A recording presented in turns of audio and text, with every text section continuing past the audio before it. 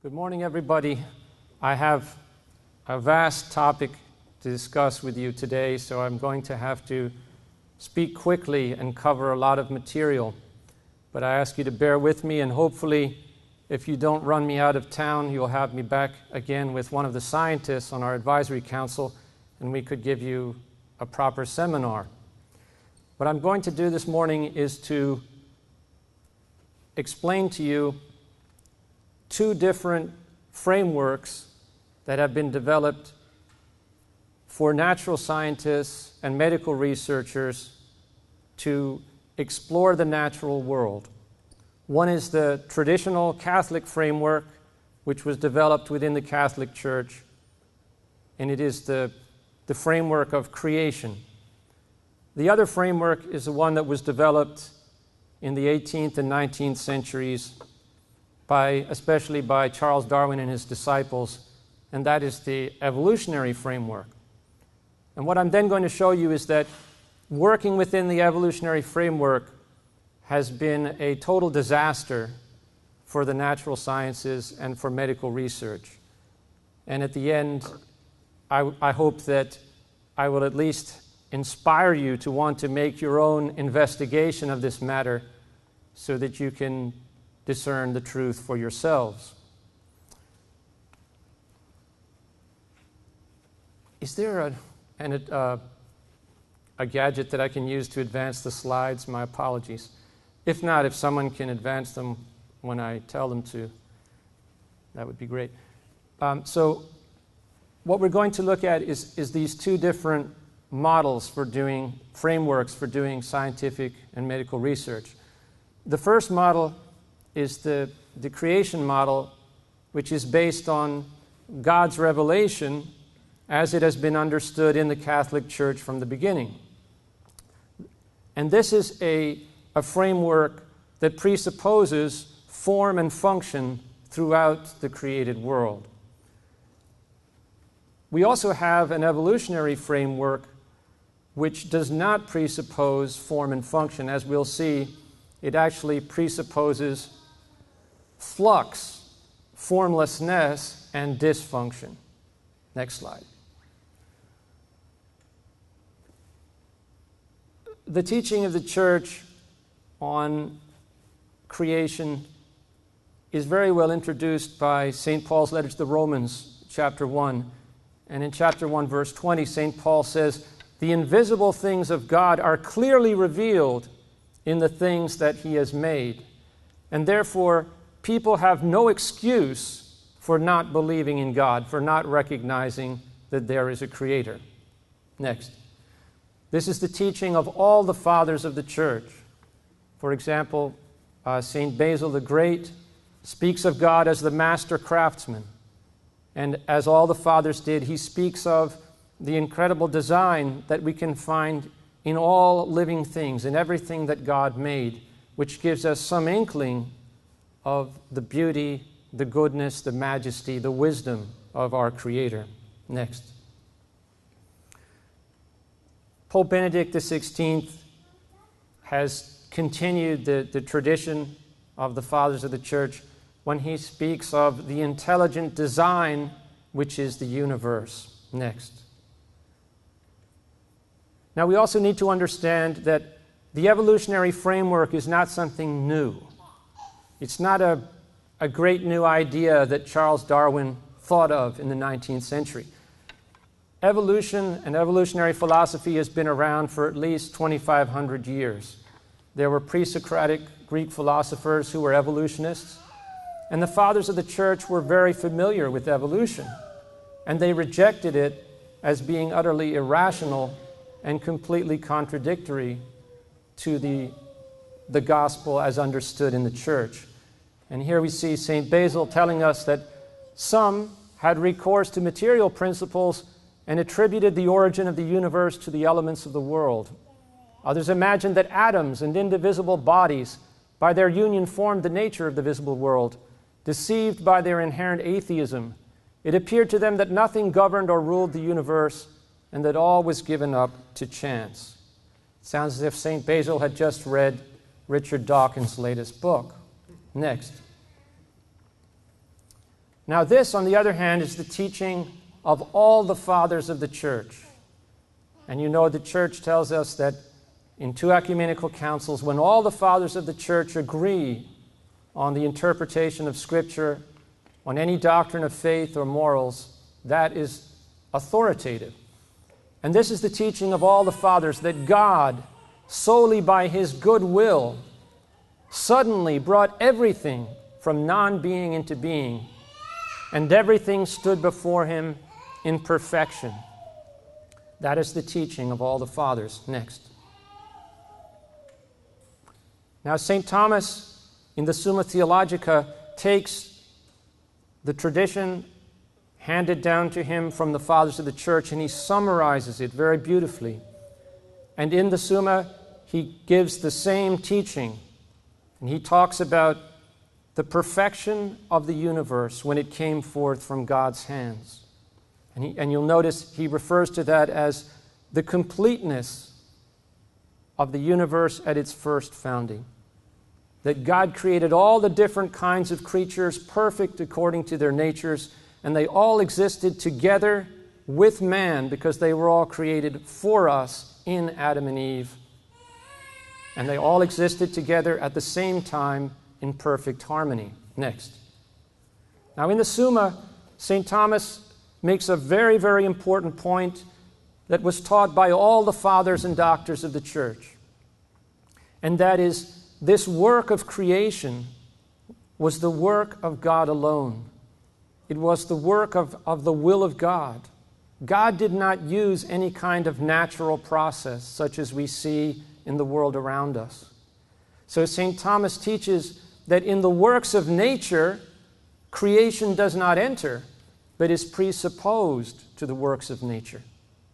This is one of the most important points in this presentation, because what this tells us is we cannot examine this natural order of things. We cannot study the material processes that are going on all around us and extrapolate from them all the way back to the beginning of creation to explain how everything came to be. Because you see, the revelation of God, as understood by all the fathers and doctors of the church, is that this present order of things only began after the work of creation was finished with the creation of Adam and Eve. So you cannot extrapolate from this order of things all the way back to the very beginning. Next slide. Now there's a corollary to this which is also very important. And in the City of God, St. Augustine articulates it very beautifully. He says, in this creation, had no one sinned, the world would be filled with nature's beautiful and good without exception. So if there are harmful mutations, if there are deformities in this world, it is because of sin. When this universe came forth from God's hands, there were no harmful mutations.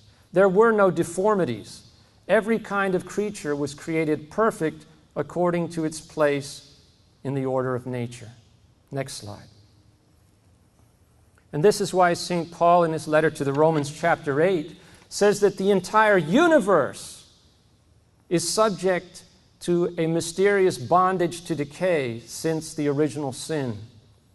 And that the whole universe, out to the most distant galaxies, was not only affected by the original sin, but is in some mysterious way groaning in expectation for the revelation of the sons of God.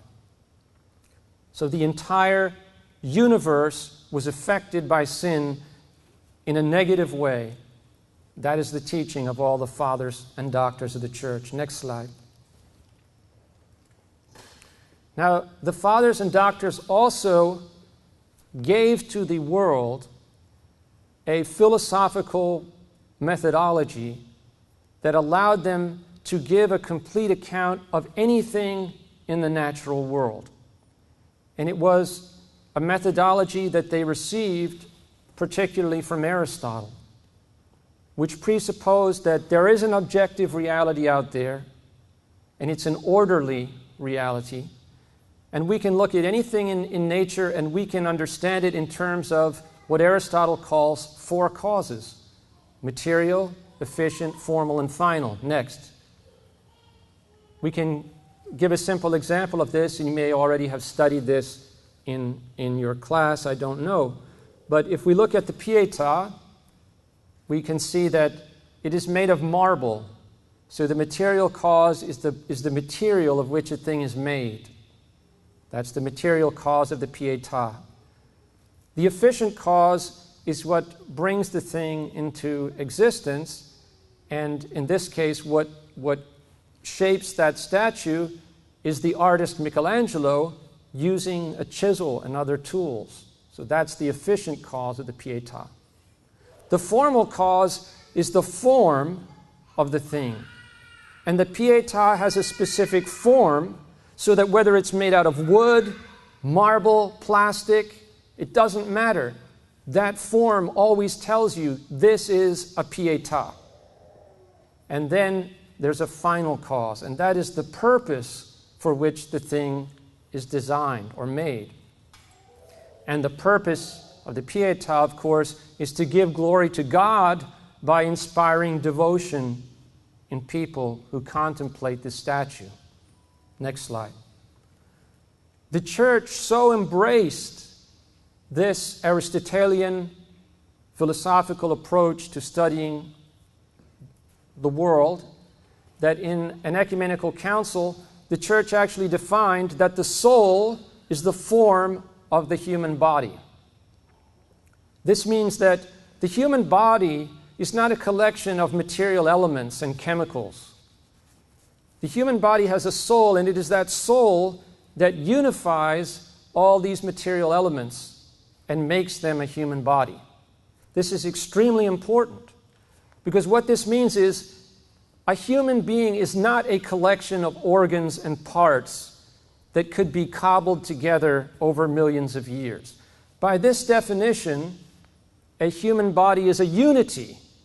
It has to have all its organs and bodily systems at one time, and it's the soul that unifies the workings of all of those different material components and makes them work in harmony. This is why, for example, the doctors who made this definition would not understand how you could have something called brain death. Brain death is based on the idea that a human being evolved over a long period of time, and that the thing that differentiates us from chimpanzees is our brain. Therefore, if our brain is no longer functioning in a certain way, we are dead. Our heart could be beating, we could be breathing, we could have normal temperature, but we will have our organs ripped out of our bodies while we're still alive because we are brain dead. But there is no such thing as brain death, because a human being is not a brain. A human being is a soul that resides and gives the form to a body, which means all of its parts, not just certain parts which make us human and other parts which we derived from some other life form. Next slide. So you can see that the Catholic Church gave to the world a beautiful framework that is very conducive to scientific and medical research. And that framework tells us that God created a lawful universe of well-designed creatures that were marred but not ruined by the effects of original sin. Next. Whose function, but not their origins, can be discovered through rational investigation using this Aristotelian framework. Next slide. Now, if you want to see an example of how fruitful this framework is, this is a beautiful example. Sir William Harvey was the first scientist ever to accurately describe the working of the circulatory system in the human body. And when he was asked how he made this discovery, he said that it was because he presupposed that the human body was designed, that all of its parts were part of God's design. And therefore, he asked himself, why would the heart be structured the way that it is? Why would these veins and arteries be structured the way that they are? What would be the purpose? In other words, he looked at the form and he looked for the final causality. And that was how he arrived for the first time in recorded history at the correct understanding of the workings of the circulatory system. Next slide. And next. So you see, this creation model is very fruitful, and it's based on a presumption of form and function and a presumption of final causality or purpose. But what happens in the 18th and 19th centuries, there's a revolution, an intellectual revolution, and the people who spearhead this revolution reject the Aristotelian approach to understanding the natural world. They reject the teaching of all the fathers and doctors of the church that there was a time when God spoke the world into existence, not using any natural process. And they say, no, we can study the world as it is today, and we can extrapolate all the way back to the very first moment. And this framework is popularized especially by Charles Darwin and by Thomas Huxley and others who popularize his ideas. And next slide. We're going to look at now the effects of abandoning the traditional Catholic framework for studying the natural world for this evolutionary framework. And we're going to look at some examples from the past 150 plus years since the publication of Origin of Species. We're going to look at so-called vestigial organs. We're going to look at so-called embryonic recapitulation. And we're going to look at so-called junk DNA. Next slide. Now, as you know, all evolutionists, whether they think that God somehow worked through an evolutionary process or they believe that it happened on its own without any kind of intelligent direction, believe that all living things have developed through natural processes over very, very long periods of time from some one or few common ancestors. Next. And Darwin believed that one of the best proofs for the truth of this hypothesis was that man possessed many different organs and parts of the body which were useless. They did not have any apparent function and could be explained as evolutionary holdovers from an earlier stage of evolution. Next. Now, one of the vestigial organs that Darwin cited was the appendix, and he held that the appendix was left over from an earlier stage of evolution when we lived in trees and we fed on vegetable matter. Next slide.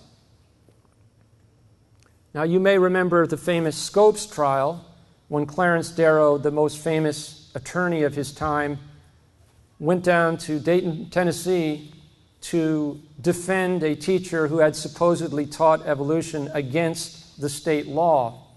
And William Jennings Bryan, one of the most famous politicians of the time, came down to defend the state law. The mass media of the time portrayed Darrow as the great luminary who was bringing enlightenment to the ignorant Bible thumpers represented by William Jennings Bryan. And many PhD scientists deposed evidence supporting the evolutionary hypothesis. And one of the depositions from a Professor Horatio Hackett from the University of Chicago held forth that in the human body, according to the German anatomist Wiedersheim, there are 180 vestigial organs and systems, parts of the human body. Next slide. Now, one of these, of course, was the appendix. And because of this belief in the evolutionary hypothesis, for 100 years after the publication of Origin of Species, we find that textbooks said things like this, that the appendix is useless and that it has no function whatsoever. This is 100 years after the publication of Origin of Species. Next slide. Now, in spite of this evolutionary bias, it should have been possible for some scientists and medical researchers to question this evolutionary belief. And if you look at where the appendix is situated between your large and small intestine, you might have a clue, if you're using the approach that William Harvey used, that it's there for a reason. Next slide. And indeed, in spite of this faith in evolution, in spite of it, not because of it, scientists and medical researchers by the 1970s had to face the fact that the appendix had functionality. In fact, it's a very important part of our immune system. Next slide. In fact, the only reason why children, once they reach the age of 10, and adults can have their appendix removed and continue to live is because the appendix does its most important work in the very earliest stage of life. When the baby leaves the protected environment of the womb, it goes out into a world which is full of things that are potentially harmful to that little body, and the appendix produces antibodies that protect that little child. This work is done especially in the first weeks and months after the child is born. Next slide. So today, any anatomist worth his salt or her salt knows and teaches that the appendix is part of our immune system. It's totally functional. But this is the BBC Science and Homepage. BBC is supposed to be the best, the most intellectual source of in-depth news reporting. And this is what they have had on their Science and Homepage, a Science and Nature homepage. The appendix has no known function in humans. Evidence suggests that our evolutionary ancestors used their appendixes to digest tough food like tree bark. But we don't use ours in digestion now. Some scientists believe that the appendix will disappear from the human body. Well, I've just proven to you this is utter nonsense. And yet, 35 years after medical journals were already demonstrating that the appendix was functional, we have this nonsense emanating from what is supposed to be the premier news source in the English-speaking world. Something is terribly wrong. Next slide. So let's consider another aspect of this. Because scientists abandoned the traditional Catholic creation framework for the Darwinian evolutionary framework, when they saw people coming into hospitals and doctors' offices with infected appendixes, they concluded, well, of course, the appendix is a holdover from an earlier stage of evolution. It's not functional anymore. Wrong. If they had taken the approach that William Harvey did, what question would they have asked? They would have asked, why is a perfectly good organ, which was created by God as part of the human body, giving us all these problems? And if they'd asked that question, they would have discovered that in societies where people have a healthy lifestyle, where they do not eat processed food, they have almost no disease of the appendix. But evolutionary faith blinded scientists and medical researchers for more than 100 years and prevented them from looking for the true cause of diseases of the appendix, which is not in the appendix. It's in the lousy diet and lifestyle that we live in industrialized societies. Next. And this is why a recent study in the British Journal of Surgery concluded that societies that do not eat processed food, societies that don't eat junk food and have a healthy lifestyle have very little or no disease of the appendix. Next slide. So we see Darwinian presumption of dysfunction leads to very bad science, which actually costs human lives and causes human suffering. Next slide. Here's our second example, the tonsils.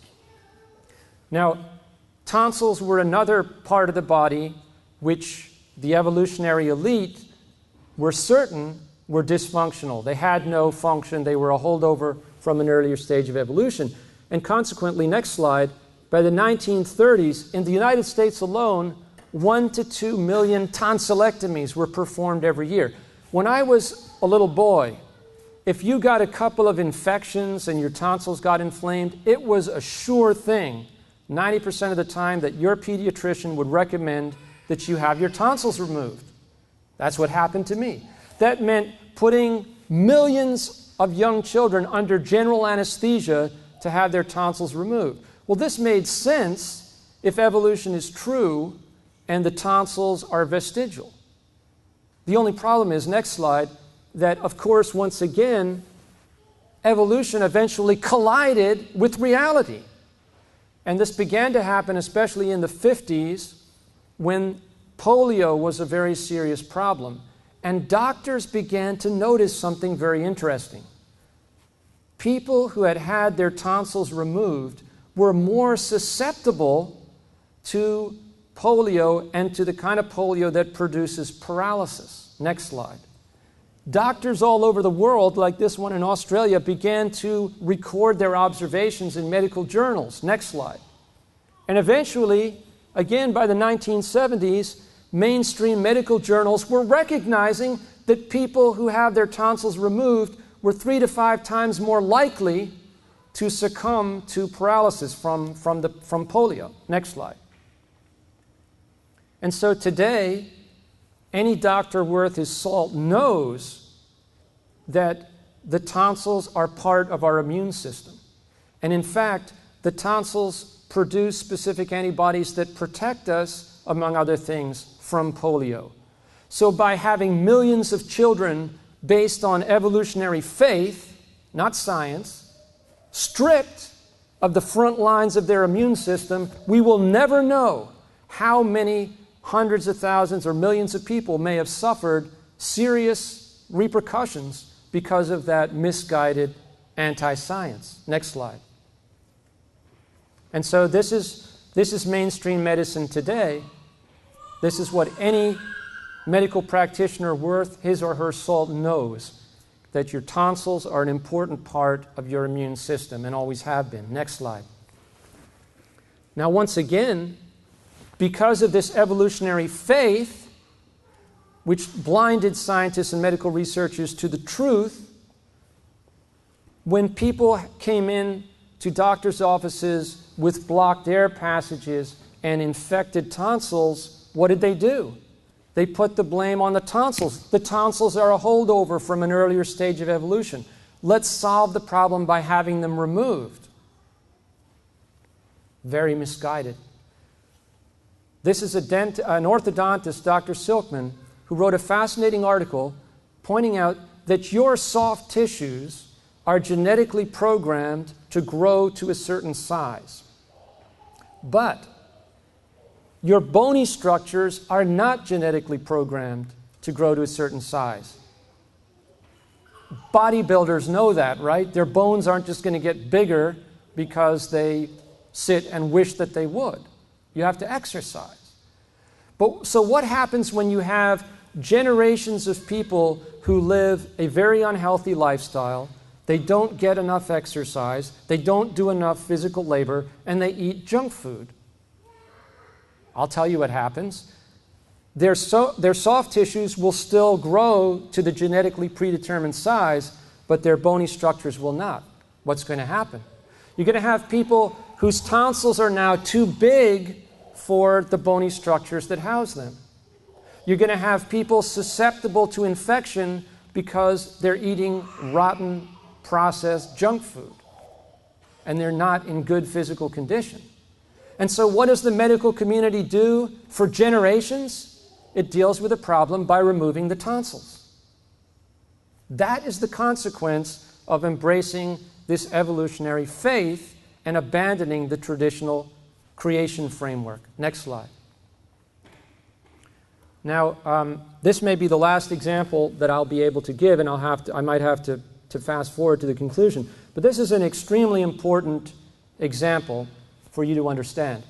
These drawings were made by a famous German German anatomist named Ernst Haeckel. I should say an infamous German anatomist named Ernst Haeckel, who was a disciple of Darwin.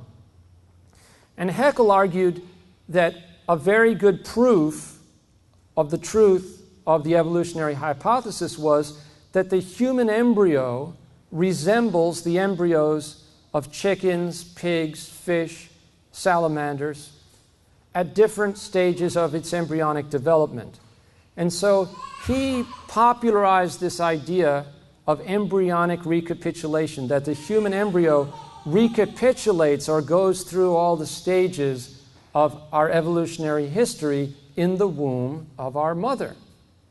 Now, in his own lifetime, he was exposed as a fraud in that he exaggerated the similarities between the human embryo and the other creatures. But that did not stop this from going into textbooks all over the world, where it still is. Next slide.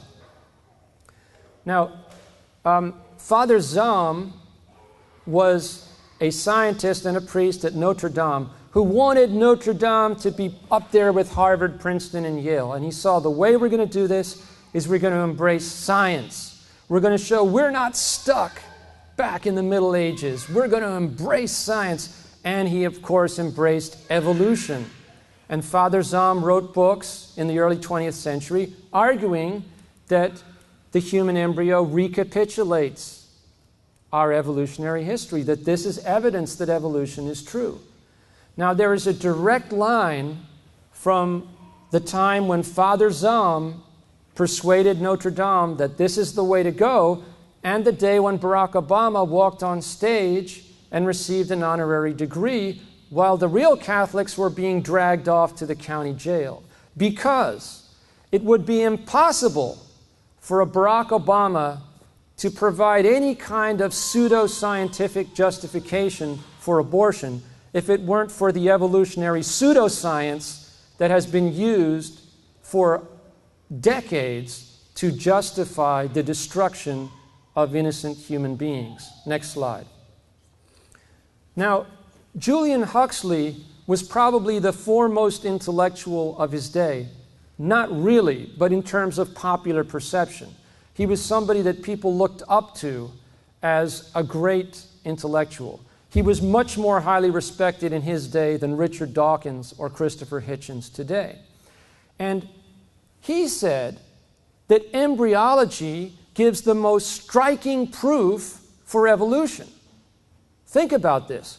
The foremost defender of evolution in his day said, do you want to know what's the best proof of evolution? Embryology. That the human embryo obviously passes through these different stages, a fish stage, an amphibian stage, a reptile stage, a mammalian stage, and then it gets to that human stage. Now, next slide.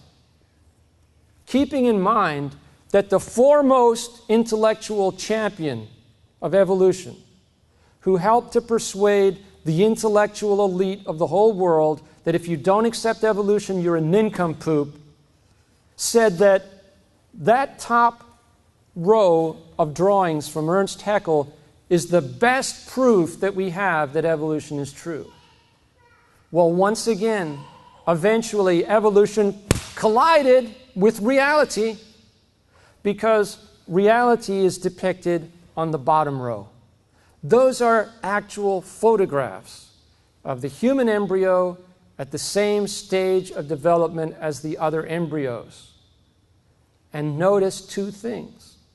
First of all, notice how radically different the human embryo is from all the other embryos, but notice also how different the other embryos are from each other. This is what God revealed. This is what has always been taught in the Catholic Church, that God created the different kinds of creatures by his fiat, not through any kind of evolutionary process. And so it makes sense that 21st century natural science confirms what God revealed and the Church taught from the beginning. Next slide. Gavin de Beer was one of the foremost embryologists of the 20th century. He said that this idea of embryonic recapitulation retarded science, because researchers said, we don't need to study the human embryo. We already know why it develops the way it does. It's recapitulating its evolutionary history. Just like we didn't need to study the tonsils. We didn't need to study the appendix, because we already knew they were useless holdovers from an earlier stage of evolution. Next slide. And this bogus pseudoscience is still in 21st century biology textbooks. Notice how they exaggerate the similarities between the human embryo and the other embryos. And look at this caption, which tells students that all vertebrates, of which of course we are one, in our embryonic development have gill slits. I was taught this in high school, and I went to what was supposed to be one of the greatest schools in the United States. It's rubbish. It is absolute rubbish. What are called gill slits develop into the pharyngeal arches and other parts of your facial anatomy. They have nothing to do with respiration. But I went to a Catholic high school in Vancouver less than a year ago and gave a similar presentation, and I had students come up to me afterwards and say, Mr. Owen, these are our notes from our biology class, vestigial organs, embryonic recapitulation in the 21st century. Next slide. And the real tragedy is that so many Catholic theologians jumped on this bandwagon, embraced this evolutionary pseudoscience without critically examining it in the light of the Catholic tradition. Father Rahner, one of the most famous and influential theologians of the 20th century. And look, Father Rahner wrote that ontogeny recapitulates phylogeny. That means that the human embryo in its development recapitulates its evolutionary history. What does this mean? It means that if Father Rahner is correct, at the moment of conception, you do not have a human being. You have to pass through the fish stage, the amphibian stage, the reptile stage, and the mammalian stage before you finally get to the human stage. So the people who wanted to legalize abortion in the early stages, or who wanted to legalize abortifacient contraception, they could say, look, even your best theologians are smart enough to understand that evolution is true. If we have an abortion at 8 weeks, we're not killing a human being. It's only maybe at the amphibian stage. Do you see what harm this has done? This is a Trojan horse that looked like it was some kind of scientific advance, and it was brought into the bosom of the Catholic community to wreak destruction and bring diabolical disorientation into the minds of the very leaders of the Catholic community. Next slide. I don't have time to talk about junk DNA. I'll just say very briefly that I lost my power here. I'll just say very briefly that junk DNA was a hypothesis that was developed by biologists, and it was based on this observation. You've all learned about DNA, and you've probably learned that only 2% of your DNA actually codes for protein, which makes the different building blocks of your body. So biologists were asking themselves, especially back in the 70s, why is it that only 2% of our DNA actually codes for protein, which seems to be what's really important? After all, that's what makes the building blocks of our bodies. And you know what the answer became mainstream? It's junk. The other 98% is junk. And that's where this scientist, Dr. Ono, coined the phrase junk DNA. Next slide. And Richard Dawkins and the apologists for evolution, they jumped on this and they said, yes, we have all this junk DNA because over the millions of years of evolution, we have accumulated all this genetic material which no longer has any functionality, so it's just there as junk. Next slide. And so when some scientists wanted to study the whole human genome, including the 98% junk DNA, there was a lot of resistance. Why should we pour all this money and resources into studying junk? What a waste of time and effort. Next slide. And next slide. But in spite of this resistance, the Human Genome Project was launched, and lo and behold, we have discovered, big surprise, there is no such thing as junk DNA. Every single day, there are new papers published in medical journals, in scientific journals, showing that what was thought to be junk DNA is actually functional after all. And the functionality is so refined, and the design of the human body is so far beyond our comprehension that we're only beginning to have an inkling of how so many parts of it are used. Next slide. So Dr. John Maddock, who was one of the mavericks who fought to study the so-called junk DNA, has written that this failure to recognize the potential functionality of junk DNA is one of the greatest scientific errors in the history of mankind, because it retarded scientific progress. If we could move ahead a number of slides, I'm going to do my conclusion now. And like I said, I'd love to come back with one of our scientists and do a full presentation, but it's just not possible in the allotted time. Okay, let's stop there. So what we've seen is that in the past 2,000 years, we've had two different frameworks within which to study nature.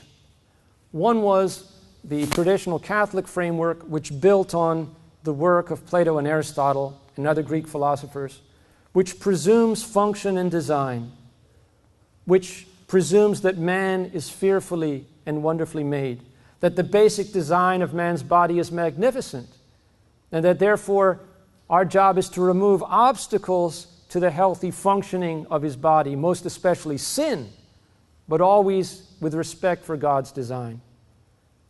In this framework, we learn from God's design to improve medicine and medical technology and make new scientific and technological discoveries, and we trust in an all-wise, all-loving, all-powerful God for healing and salvation. Next slide.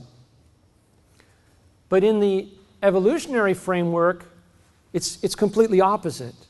We presume dysfunction and absence of design. We believe that God has allowed man to evolve randomly, and therefore man has to correct evolution's mistakes. When faced with an organ or physical system of unknown function, do not presume that it has a function. Instead, develop an evolutionary explanation for its origin.